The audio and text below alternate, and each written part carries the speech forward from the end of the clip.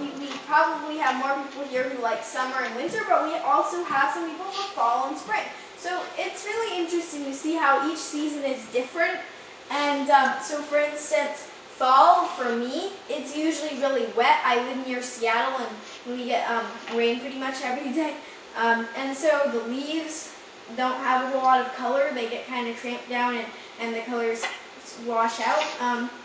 But also in winter, we don't have a whole lot of snow. I mean, last year we kind of did, but usually not. And during spring, it's also wet. And during summer, it doesn't get that hot. So for us, the seasons aren't particularly exciting. But in a place like maybe Kentucky, or Indiana, or Maine, or Florida, then it might be different, right? So when you travel through all these different states, then you really see how different each state's seasons can be. Now you might be wondering why I'm talking about this, and it's because you can write poems about the seasons. So how does each season make you feel? You can think of words from each season. So for instance, when I think of summer, I thought fun, carefree, sunny, enjoyable, wild, hot. So those are words that I thought of for summer, and this is the poem that I wrote. It was called Post Cautions, and it's actually in my book. It's a long poem. The swing had all the safety things. The tree couldn't be so bad. I know that scraped knees sting and will make our parents mad, yet the jackknife seemed to be a harmless little blade, but as all can plainly see, look at the gash it made. Hydrogen peroxide's evil, rubbing alcohol is worse. I thought the rifle was quite safe, you said the trigger's locked, but triggers sometimes chafe at being unduly mocked. I expected that the boat did not need any sail. I'm sorry about your drowned tote and your shawl ruined by hail, but when all is said and done and dangers put away, I hope that you didn't forbid sun on this sunny summer day.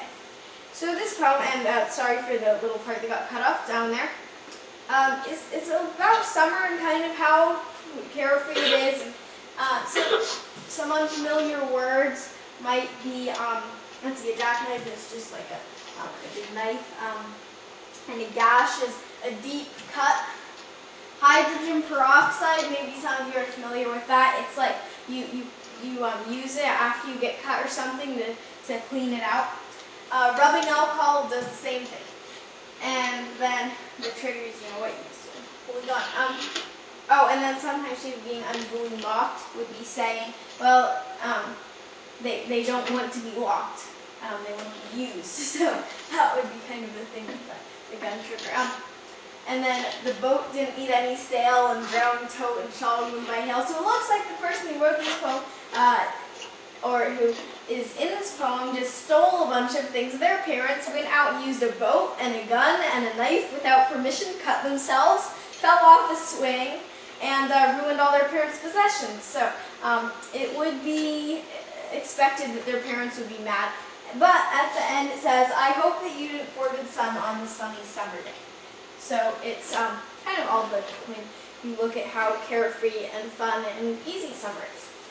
So that was kind of what I thought of. That despite all the trouble and the things that you go through, the summer is in essence still the same summer. And so those are the words that I thought of. Now, activity. Think of words to describe each season. So I put a little table on the next page. And then we're choose one season and write a poem about it. So think of a word to describe each season.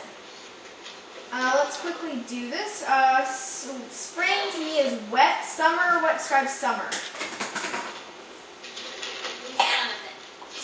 Sunny.